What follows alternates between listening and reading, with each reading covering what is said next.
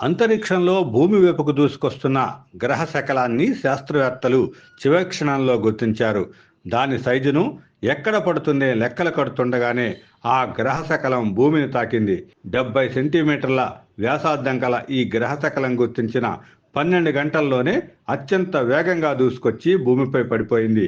అదృష్టవశాత్తు ఆ గ్రహ శకలం చిన్నది కావటం, రష్యాలోని మారుమూల ప్రాంతంలో పడటంతో ఎలాంటి నష్టం వాటిల్లలేదని శాస్త్రవేత్తలు తెలిపారు.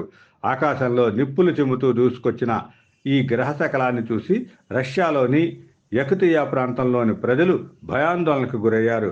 ప్రస్తుతం దీనికి సంబంధించిన వీడియో సోషల్ మీడియాలో వైరల్గా మారింది.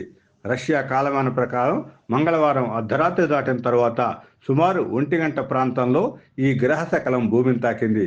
భూ వాతావరణంలోకి ప్రవేశించిన తరువాత గ్రహ శకలానికి నిప్పంటుకుంది. బగబగా మండుతూ ముక్కలుగా విడిపోయి భూమిపై పడింది. యకుతియా ప్రాంతం భూమిపై అత్యంత కనిష్ట ఉష్ణోగ్రతలు నమోదయ్యే ప్రాంతాల్లో ఒకటి. మంగళవారం రాత్రి కూడా అక్కడ -38 డిగ్రీల ఉష్ణోగ్రత నమోదైంది. కాగా ఈ ఘటనతో భూమి సమీపంలో అంతరిక్షంలో తిరుగుతున్న శకలాలపైన ఓ కన్నేసి ఉంచాల్సిన అవసరం ఉందని శాస్త్రవేత్తలు అభిప్రాయపడుతున్నారు.